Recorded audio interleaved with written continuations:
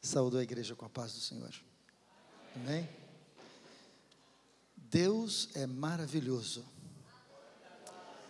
E é com muita alegria que eu participo deste culto. Agradeço ao pastor pelo convite. Agradeço ao meu amigo, pastor Elias, e a sua esposa. Somos amigos já há muitos anos. E eu estou, na realidade, nesta viagem ao Brasil, porque estou a caminho de Joinville para falar na Assembleia de Deus de Joinville, entre outras reuniões que terei.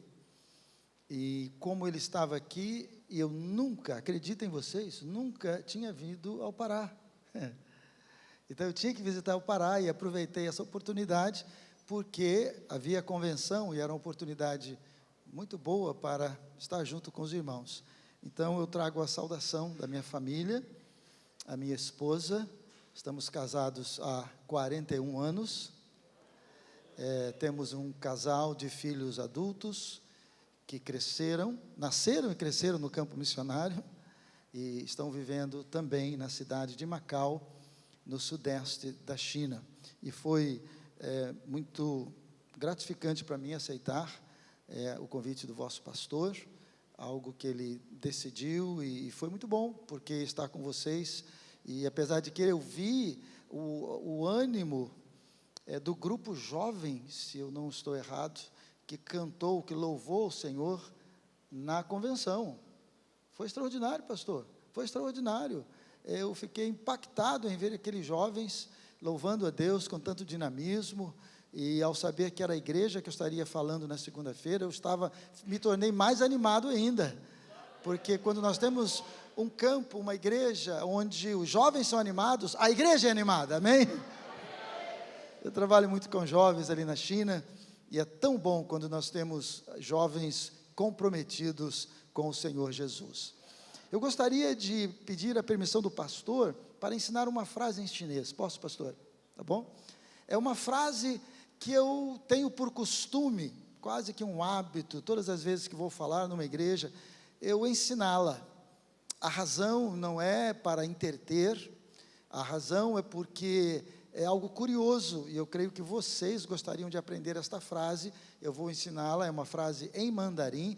O idioma que eu falo na China é o cantonês, o idioma nacional é o mandarim, mas é uma frase que ela tem uma importância muito grande, para mim, para você e para o mundo, porque é uma frase que ela sumariza, sintetiza a mensagem do Evangelho.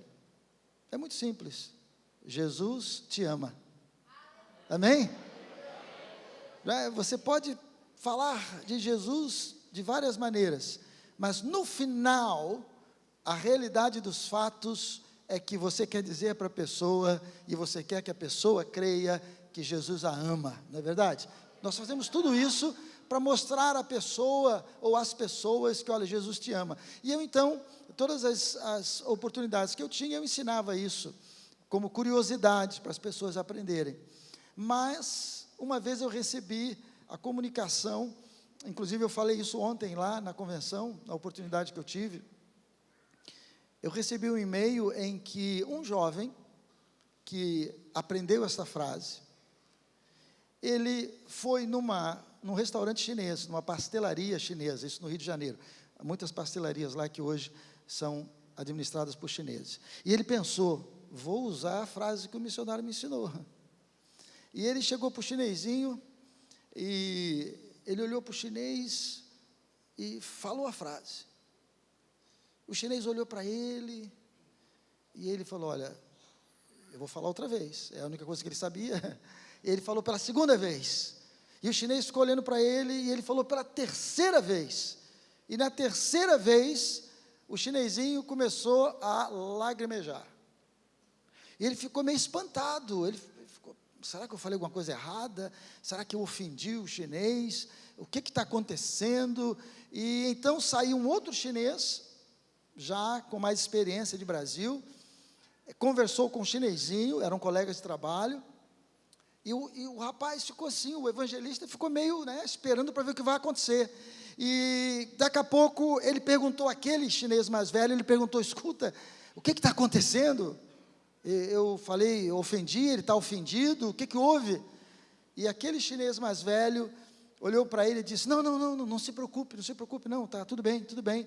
E o que ele me disse foi o seguinte, o chinês, que havia conversado com o outro que estava chorando, e agora estava falando com o evangelista que disse para ele que Jesus o amava, ele disse, acontece, é que ele nunca tinha ouvido dizer que alguém o amava.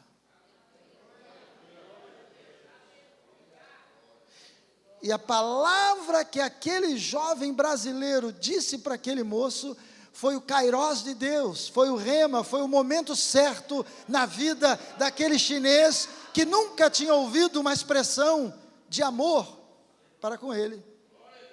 Ele foi literalmente chocado, impactado com aquilo, e olha que para chinês chorar é difícil, e ele chorou em público. Ele foi realmente impactado com o evangelho. E depois que eu ouvi isso, me serviu de estímulo, porque eu disse, olha, realmente as pessoas podem usar esta frase como um instrumento evangelístico. E eu já vi alguns chineses aqui na cidade, não sei a população chinesa, mas eu creio que dos chineses que vivem aqui, com certeza, a maioria deles, se não todos, falam o mandarim. Então, eu vou ensinar para vocês essa frase em mandarim, Jesus te ama, que em português, se você for pegar literalmente as palavras, ela quer dizer o seguinte, Jesus ama você. Tá? Então, é a mesma coisa que num bom português nós falamos Jesus te ama, mas quando você faz gramaticalmente em chinês, é Jesus ama você. 3 palavras muito simples. Vocês querem aprender? Amém? Eu acho que vocês podiam dar um amém mais forte para me convencer. Vocês gostariam de aprender?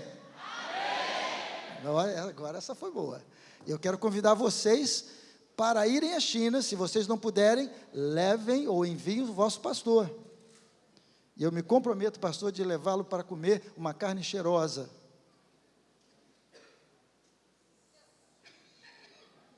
Carne de cachorro. Entre outras maravilhas da China. Então vamos lá. Jesus, lembre-se o seguinte, a língua chinesa ela é tonal, os músicos não têm problema, tonal, literalmente é um idioma cantado. Então você quando junta as frases, você vai falar uma frase, você inclusive cria-se problemas, porque se você falar num tom errado, você pode estar falando alguma coisa que não é o que você quer falar, mas não é o caso aqui. Então, só para dar uma noção a vocês do que vocês estão falando. Então, Jesus, são 2 sílabas, Yesu. Então, eu vou falar e vocês repitam, por favor. Yesu. Yesu. Ok, ótimo, está começando bem. É o nome de Jesus, né? Vira para alguém e diz, Yesu. É interessante que às vezes as pessoas ficam meio tensas, né? Esse negócio de falar estranho. Imagina um missionário lá que chega e tem que aprender tudo isso para comunicar o evangelho. É uma experiência de alegria e choro ao mesmo tempo. Imagine você levar um pregador, um homem, uma mulher experiente para o campo missionário, e ele chega lá e ele se sente menor do que uma criança, intelectualmente falando, porque não consegue se comunicar até aprender o idioma. Por isso que nós oramos pelos missionários. Então, Jesus. Agora, o verbo amar é muito simples. E eu posso te garantir que você já fala o verbo amar em chinês e não sabe. Vou perguntar a um jovem, um de vocês aí, tá bom? Tem outro ali também, né? Se alguém te der um beliscão, ou te deu um beliscão quando você era garoto, o que você falava? Não é isso? Porque crente não vai falar palavrão, né? Então fala ai, né? Ai! Você falou o verbo amar em chinês sem saber. Eu já sei, pastor, que os jovens vão lá para fora daqui a pouco, depois do culto, vai dizer assim, olha, ai você. Né? A garotada é criativa? Com certeza. Pelo menos eu faria isso na minha época de jovens. Então nós vamos dizer, Yesu, ai. Jesus ama, tá bom? Então, para facilitar a conexão da memória, quando chegar no verbo amar, eu vou fazer a mímica do beliscão, para você se ligar, que significa ai, tá bom? Então vamos lá, eu aponto para o céu, é Jesus, certo? Se eu fizer assim, vocês lembram? Verbo amar. 1, 2, 3, Yesu, ai. Mais uma vez, Yesu, ai. Jesus ama. Agora, você, muito simples, se nós falássemos inglês aqui, a palavra para joelho em inglês é ni, em chinês, ni, que é você. Então, Yesu, ai, ni, então eu vou falar, Yesu, ai, ni, tá bom? Vamos então, eu vou falar a primeira vez, eu vou deixar que vocês depois repitam comigo, tá bom? Yesu, ai, ni, tá bom? Vamos lá mais uma vez, 1, 2, 3, Yesu, ai, ni, perfeito mandarim, já podem ir para a China? Agora eu quero que você, por favor, vire para alguém e diga, Yesu, ai, ni.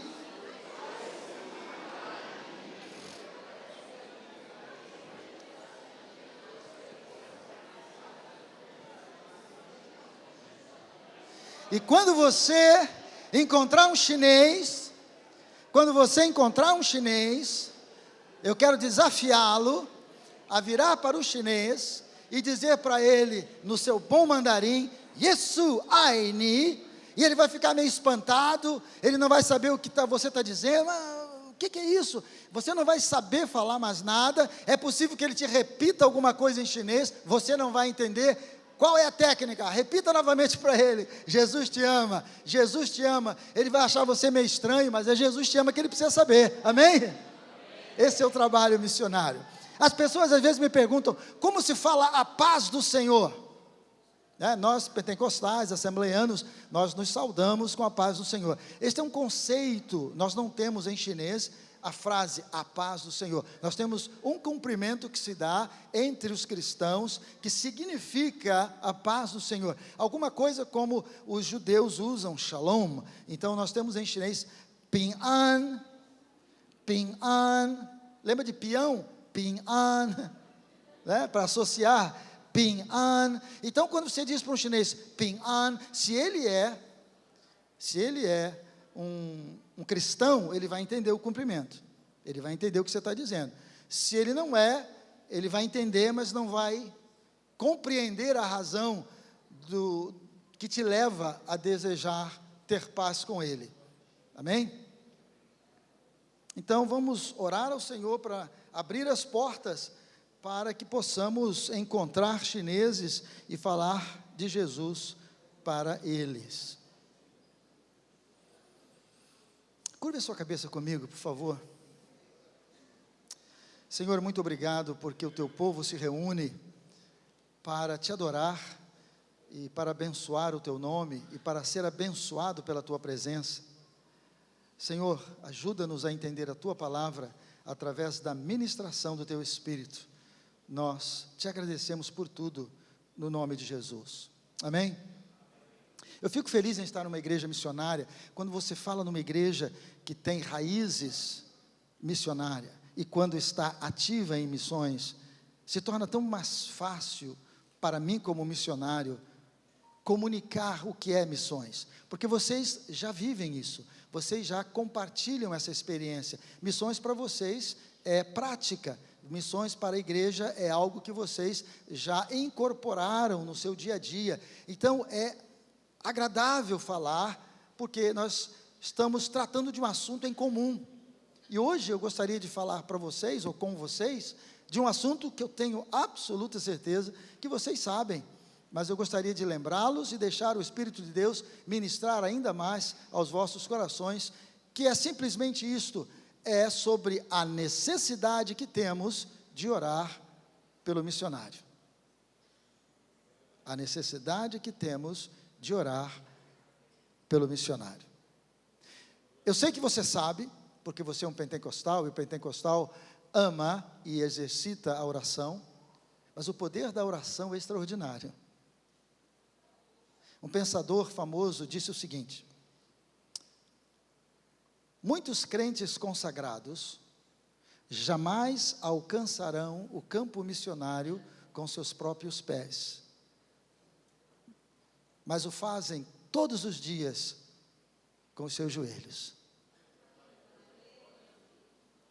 Então não há razão para você se sentir frustrado ou triste pelo fato de não poder, por exemplo, ir à China me visitar. Você vai precisar de pelo menos 35 horas de voo para chegar aonde eu estou, sem contar o transporte terrestre e a passagem, que obviamente é muito cara.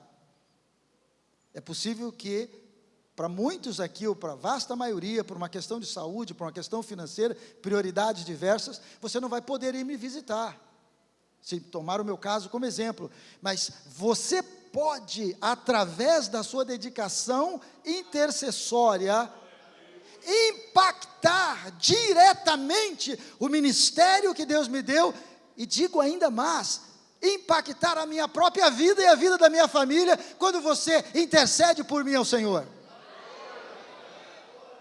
E é extraordinário.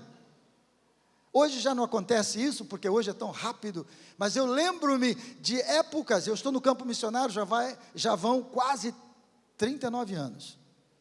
Não sou tão velho assim, é porque eu comecei cedo. Eu lembro-me, na época que não existia a internet. Uma carta daqui para onde eu estava, demorava 2 semanas.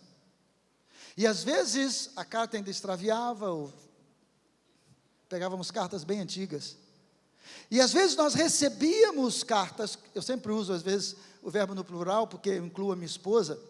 E quando recebíamos uma carta, aquela carta dizia assim: missionário, eu estava orando por você, ou por vocês, e Deus me deu uma visão, e nesta visão, assim, assim, assim, e por isso eu comecei a interceder, do momento que Deus me mostrou isso, e minha esposa e eu, quando olhávamos aquilo, nós entendíamos que, quando nós começamos a ter aquela luta, que foi tão recente, 2 semanas, 3 semanas, que nós pensávamos às vezes que estávamos sozinhos, mas Deus aqui no Brasil e em outras partes do mundo já havia levantado alguém para orar.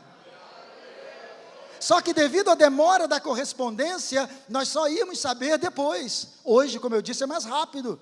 Hoje, com o sistema que nós temos aí, a coisa vai em segundos. E nós às vezes recebemos mensagens: olha, eu senti de Deus de orar por vocês, por isso, por aquilo outro, e eu agradeço a Deus, que Deus tem movido o povo em favor da intercessão por nós ali. Então a sua participação na intercessão por missões, como eu disse, eu sei que vocês sabem disso, mas eu quero enfatizar, é indispensável. Agora, existe a oração, a intercessão, eu não vou entrar em detalhes, mas você sabe que é difícil interceder. Por isso que o missionário precisa mantê-los informados. Eu, como missionário, tenho pessoas que intercedem por mim, e eu faço a minha parte de mantê-los informados, para que eles possam, baseados em dados atuais, estarem intercedendo comigo, em função do trabalho que fazemos.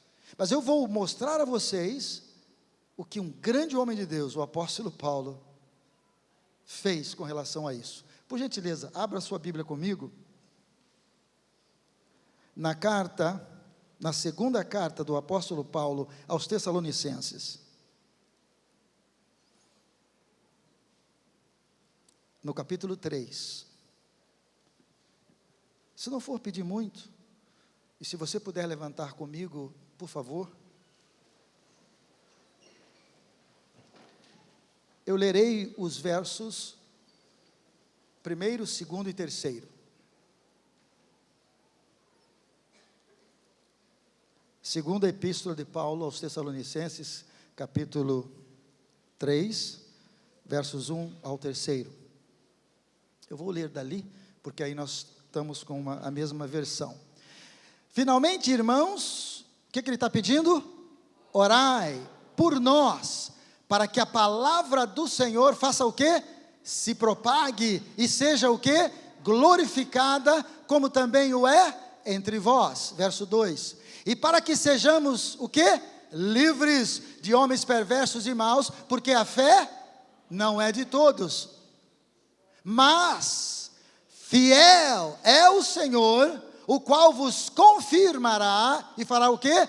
Guardará do maligno. Amém? Podemos estar sentados, muito obrigado. Eu não me envergonho em hipótese alguma de pedir oração, porque se o apóstolo Paulo, de forma tão clara, tão direta, pediu aos queridos que orassem por ele, eu não tenho dificuldade alguma em fazê-lo, porque eu sei que eu estou seguindo o exemplo de um grande homem de Deus. E nós temos que ser bem claros naquilo que objetivamos no nosso pedido de oração, e eu quero rapidamente caminhar com você nesses 3 versos, para que possamos consolidar o nosso compromisso diante de Deus, e a importância, como eu já disse, da intercessão missionária. E o homem de Deus disse, olha, no demais, porque ele estava tratando de outros assuntos, meus queridos irmãos, rogai por nós. Ele foi direto a dizer, irmãos, parafraseando, por favor, orem por mim. E ao término desta palavra, quando você for para casa e lembrar da frase que eu ensinei, e lembrar do missionário que está na China, guarde isso no seu coração. O missionário que está aqui hoje, eu estou aqui com um objetivo, e um objetivo só, é o de pedir a você que interceda por mim, por minha família e pelo ministério que desenvolvemos na China. Amém? Amém. Então, se alguém perguntar a você, vocês tiveram visitante hoje? Sim, foi um missionário. O que ele foi fazer lá? Pedir oração. É isso. Porque quando você ora, as coisas acontecem. Quando a igreja intercede, você sabe disso, a mão de Deus se move. Porque nós estamos numa luta constante como adversário, e quando eu estou no campo, eu não consigo ver tudo, mas Deus mostra à igreja como orar e como apoiar o trabalho do Senhor naquela região. Por isso o apóstolo Paulo pediu, orai por nós. Aí ele foi específico, porque ele precisava dizer à igreja o que a igreja precisava entender. Ele disse, orai por nós, para que a palavra do Senhor tenha livre curso e seja glorificada. É belíssima essa explicação do apóstolo. Parece que ele está manuseando as palavras, mas não é bem assim. Ele está usando os verbos certos com funções bem distintas. Ele disse, para que a palavra do Senhor, e a expressão disse, tenha livre curso. Ele está orando com relação a impedimentos, a dificuldades, a barreiras. Você não pode imaginar o que é pregar o evangelho na China, e eu não posso explicar muita coisa, dado ao culto ser um culto público. As implicações que nós passamos, por sinal, na China não tem missionário, oficialmente falando. Eu estou num lugar, nessa cidade de Macau, nós temos 2 cidades na China que foram separadas pelo governo, e nessas 2 cidades existem igrejas, e a finalidade política é justamente para mostrar ao mundo que há igrejas. E nós entramos na brecha desta oportunidade, e fazemos outras coisas que Deus nos permite fazer, e nessa cidade em particular, anunciamos com uma certa liberdade. Mas o que o apóstolo Paulo está dizendo aqui é justamente isso, orem para que a palavra tenha o quê? Livre curso. Nós fizemos vários projetos com muito sucesso na sociedade de Macau. Alguns tiveram que ser terminados por impedimento do governo. Eles querem que pare, temos que parar, até que Deus abra outra porta. E essa oração de Paulo foi justamente sobre isso. Orem para que tenha livre curso. Agora depois ele diz o quê? E eu gostaria que você entendesse comigo. Depois ele diz o quê? Para que seja glorificada. Meus irmãos, o missionário está pregando o evangelho, não é simplesmente para anunciar, ele quer ver a mensagem plantada, glorificada. E a responsabilidade nossa é que nós entendamos que nós como intercessores, vocês como intercessores, comigo na China e com outros missionários, vocês estão caminhando, ajudando o missionário a abrir o caminho e plantando e glorificando a mensagem do Evangelho, amém?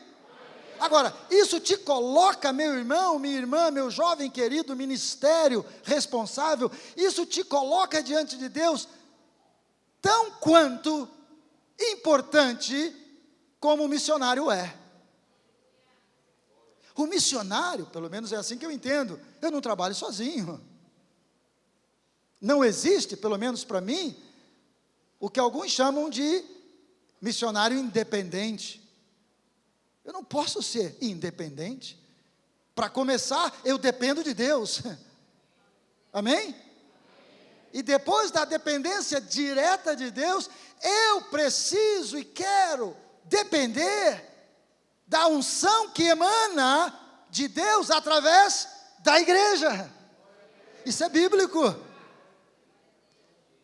Então, quando você intercede por missões, quando você intercede por mim, quando você intercede pelos seus missionários, você caminha espiritualmente com os missionários, fazendo o trabalho que Deus incumbiu aquele missionário. A única diferença é que você batalha com o missionário nos ares, enquanto o missionário está em loco. Lembra daquela grande batalha do povo de Israel, quando o homem de Deus estendia a mão, Israel prevalecia. Quando o homem de Deus, devido ao cansaço que é físico, natural, ele abaixava a mão, o mover da guerra parece que vinha contra a Israel, e os dois auxiliadores de Moisés apoiaram as suas mãos para que a sua mão se mantivesse de pé. Igreja, esses auxiliadores representam vocês. Quando vocês oram, entendam, o trabalho não apenas, a mensagem não apenas corre livre, mas também é glorificada. Aí ele explica como também é entre vós. É aí, pastor, que a gente entende a diferença da igreja missionária. Eu não posso falar de outra pessoa, estou baseando numa experiência pessoal. Eu nunca vi, até agora, uma igreja genuinamente missionária que fosse uma igreja fraca espiritualmente. Porque a igreja que faz missões, uma missão cristocêntrica, uma missão bíblico-cêntrica, uma missão como deve ser feita, é uma igreja que ela tem os olhos de Deus. Ela olha para o mundo com o coração de Deus. Missões não é dinheiro, apesar de não se fazer missões sem dinheiro. Missões não é dificuldade, porque sem dificuldade também não se faz missões. Mas missão é o poder de Deus atuando na igreja que propaga o Evangelho. E o missionário simplesmente é, se eu posso usar a palavra simplesmente, a expressão, é o representante, é o eco, é a sombra do que a igreja é. Então, a igreja missionária, por natureza, ela pulsa com o amor de Deus. Ela consegue ver além das limitações e dificuldades que a cercam. E a igreja missionária é uma igreja viva. É uma igreja... Sabe qual é a característica de igreja missionária, pastor? É a igreja alegre. Eu nunca vi, eu estou falando da minha experiência, de uma igreja missionária que vive cabisbaixa, que vive apreensiva, que vive mesquinhamente usando apenas dons para si próprio. A igreja missionária, ela é altiva, no bom modo de dizer, ela é altruísta, ela é vitoriosa, porque ela vive no poder e na unção do Espírito Santo de Deus. Aleluia! Louvemos ao Senhor, irmãos! Aplaudamos o Senhor! Glórias a Ele toda a honra e toda a glória. Por isso o apóstolo Paulo diz, gente, eu estou pedindo oração a vocês, eu estou parafraseando o que o apóstolo diz, eu estou pedindo oração a vocês, para que o Evangelho cresça, como cresce entre vocês. Ele sabia, porque aquela igreja era vitoriosa, ela saberia orar para que ele tivesse vitória também. Verso 2. Aí ele está tirando a espiritualidade da coisa. Às vezes nós temos uma visão romântica do missionário. Nós achamos que o missionário está livre de tudo, porque foi enviado por Deus. Não, o missionário, ele tem, como eu e você, um contato direto com Deus. E se o missionário morrer hoje, ele vai para a glória. Mas o missionário passa as mesmas dificuldades que você e eu. E por isso ele diz: orem para que sejamos livres de homens dissolutos e maus. Então, quando você orar pelo missionário, você tem que entender que os mesmos riscos, a pessoa física que você tem aqui, se você tem esse problema aqui nessa cidade, eu tenho, porque eu sou do Rio de Janeiro, posso dizer, o missionário passa no lugar onde ele está. Ele enfrenta dificuldades. E o apóstolo Paulo disse: olha, lembrem de orar por mim também, porque aonde eu vou, eu encontro muitas dificuldades, e a minha vida está em risco, e nós temos que lembrar disso. Nós não podemos esquecer que o missionário passa pelas dificuldades que você também passa. Verso 3. Mas fiel, diga comigo fiel, por favor. Fiel. Quem é fiel? Senhor. Igreja, quem é fiel? Me permita perguntar mais uma vez. Igreja, quem é fiel? Senhor. Aleluia. Deixa eu contar uma experiência de cunho financeiro para você. Essa experiência é muito bonita. Finança é algo que aplica a todos nós. A minha esposa não podia ter filhos. Estávamos casados há 7 anos. Até que, num exame rotineiro, ficou que ela tinha um problema, que ela não podia fertilizar. Eu vou entrar em detalhes por causa da hora. E o médico era cristão, e o médico falou: olha, vocês são jovens, mas é melhor adotar, você adote uma criança e tal. E perguntamos: mas qual é o problema? Ele falou: no caso de vocês, só um milagre. Essa palavra milagre é milagrosa para quem crê no Senhor. E quando ele falou só um milagre, Deus falou comigo: fique tranquilo. E eu disse para minha esposa, que é uma grande mulher de Deus, eu disse para ela: olha, não se preocupe. Eu estava preocupado com as palavras do médico para ela, né? Não se preocupe, isso vai dar certo. Ela olhou para mim e falou assim: Olinto, eu não estou preocupada, eu sei que Deus vai me dar filhos. Eu estava preocupado com um, ela estava botando no plural. Eu falei: amém, amém.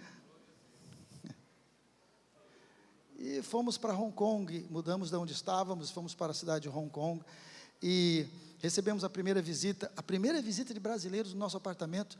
Agora, ouçam, por favor, ouçam isso. Em São Paulo ainda existe essa missão. É um grupo de irmãos, pastor, que ora, jejua e visita missionários no mundo inteiro. A missão deles é essa. Eles saem pelo mundo inteiro, na direção de Deus, visitando missionários. Então, eles chegaram em Hong Kong, tinham pego o nosso endereço, aqui no Brasil, eu não conhecia-os, e eles me ligaram, eram 10 horas da noite: olha, nós estamos aqui em Hong Kong, estamos já hospedados, gostaríamos de visitá-los, pode ser? Venha. E eles vieram, e conversamos, foi tão agradável ver brasileiros, e conversamos. Podemos orar por você? Podem, por favor. Qual o problema maior que vocês têm? Na hora, eu lembrei da língua, do idioma, estávamos estudando chinês, pedi oração pelo chinês, e a irmã, uma profetisa, hoje já falecida, está no céu, ela disse para nós assim: mas eu creio que Deus quer que vocês tenham filhos. Aí nós lembramos da situação, amém, e ela orou, e Deus usou aquela senhora, ela foi usada por Deus de uma tal forma, que parecia que ela estava no consultório, ao nosso lado, ouvindo o que o médico havia nos dito. 3 meses mais tarde, minha esposa estava grávida. O médico que era um cristão, aplaudam o Senhor, glórias a Ele. O médico de Singapura mandou uma carta, hoje talvez mandaria um e-mail, mandou uma carta comprovando o milagre. Bem, aí chegou a hora de fazer o pré-natal, e o pré-natal era difícil arranjar um hospital. Nós ouvimos de um missionário americano que tinha sido aceito, pelo hospital militar inglês, era o melhor hospital de Hong Kong. Então nós fomos, a nossa médica de Hong Kong, que era uma missionária inglesa, e nós chegamos lá, minha esposa disse: doutora, eu estou aqui para fazer um exame, naquela época tinha que fazer exame com a médica, para provar que eu estou grávida, e aquela senhora, de uma forma antiética, ela riu da Dausileia. Ela riu. Você não pode ter filhos. Escuta, você sabe, Dausileia, você não pode ter filhos. Eu olhei aquilo, meu coração partiu. Mas ela está dizendo que está se sentindo grávida. Eu não sei, né? Eu sou homem. Mas ela estava dizendo que estava grávida, estava lá para fazer o exame. E aquela médica disse: não, você não está grávida. Mas ela falou: a senhora pode fazer o exame? E passaram o tempo, passou alguns minutos, depois do exame, veio a médica: você está grávida. E aí o segundo milagre é que fomos admitidos para ter o pré e pós-natal no hospital militar inglês. Eu não sou militar, eu não pertenço à ONU, mas pela misericórdia de Deus nos deixaram entrar. Aí nós chegamos para fazer agora, já pulando aqueles meses, chegamos na hora do parto, que foi dificílimo, várias horas de parto para a Débora, minha primeira filha, e depois veio o Linto. Chegamos lá e o soldado, né, a pessoa que fazia a recepção lá, perguntou: escuta, a senhora quer... a senhora trabalha, o seu esposo, de qual batalhão?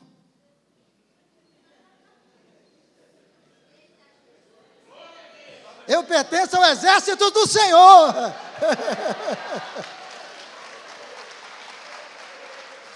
Aí ela disse: olha, já que vocês são particulares, vamos fazer o seguinte, nós temos as camas normais, a enfermaria, e temos quarto particular. Agora, a enfermaria, nós temos muita gente, a comida muito apimentada. Era um grupo do exército lá, os Gurkhas, que não vale a pena comentar aqui, era um grupo muito especial, mas comia comida muito apimentada. Então as mulheres lá comiam pimenta direto. E a enfermeira falou: olha, é melhor a senhora ficar num quarto particular. Aí a minha esposa olhou para mim e falou assim: eu acho que particular. Eu falei: não, particular, por favor. Particular, sim. Aí depois que eu falei assim, agora eu já falei, né? E ela foi a Dausileia para o quarto particular, e ela teve um bom tratamento, etc. A Débora nasceu, foi um serviço de parto muito longo, foi tremendo, a mão de Deus atuou, mas chegou na hora da Dausileia sair do hospital. Quarto particular, igual, conta para pagar, não é isso? E eu tinha comigo o meu diretor de missões da época, nós trabalhávamos com a missão do Hudson Taylor em Hong Kong na ocasião. Então o diretor inglês estava comigo, ele falou comigo assim: o Linto, nós estávamos lá para buscar, né, dar saída nos documentos para pegar a Dausileia. A Dausileia é minha esposa. E ele falou: Linto, você tem um dinheiro para pagar? Eu falei: eu tenho que saber o preço primeiro, né, mas eu acho que eu não tenho, não. Eu não tinha o que eu podia fazer, eu ia conversar lá com eles, fazer alguma coisa. Não, fica tranquilo, porque eu trouxe o cartão de crédito da missão, eu pago e você depois paga. Glória a Deus, Deus respondeu. Aí eu pedi: por favor, né? Aí o soldado foi lá, lembra, os senhores ainda não tinham computadores, aquela coisa toda. Aí ele foi lá na ficha: está liberado. Aí eu falei: sim, eu sei, está liberado, mas o senhor pode dar mais uma olhadinha? Eu não queria dizer, né, precisa pagar. Eu falei: dá mais uma olhadinha, por favor. A gente fala até baixinho, na hora de pagar fala até baixinho, né? Aí ele foi lá, olhou novamente: pastor, não, está liberado. Aí o diretor, ele se irritou. Ele falou: não, você não está entendendo, nós precisamos pagar a despesa. Aí o soldado que estava fazendo, abriu novamente, aí o soldado se irritou. Meu senhor, a conta já foi paga. Eu olhei.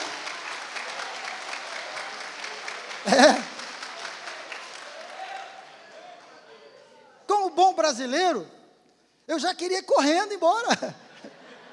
O inglês perguntou, não pode ser? Rapaz, que não pode ser, rapaz. Não pode ser.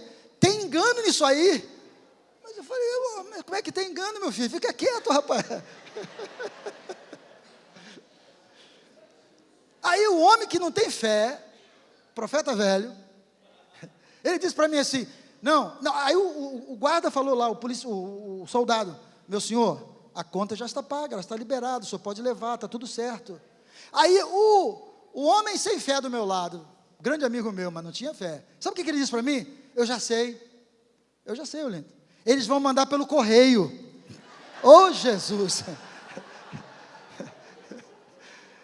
Eu olhei para ele, eu falei, amém, meu irmão, amém, tem que ser pentecostal, rapaz. Saímos e vivemos mais 2 anos no mesmo endereço e a conta não chegou. Igreja,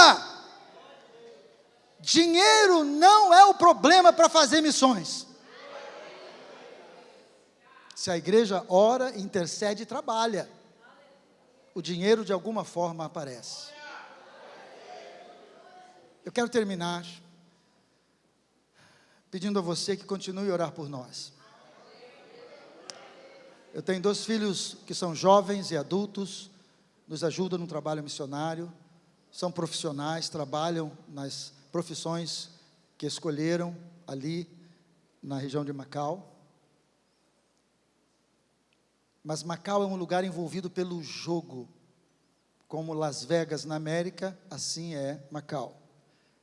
É uma cidade de pecado, mas tem sido maravilhoso ver o Senhor salvar vidas.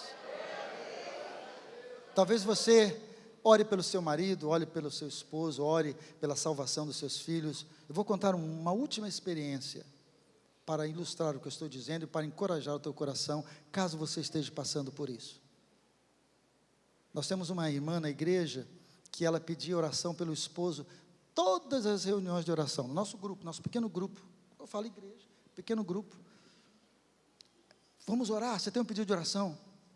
Por quem? Seu esposo. Ela levantava a mão, já sei, seu esposo.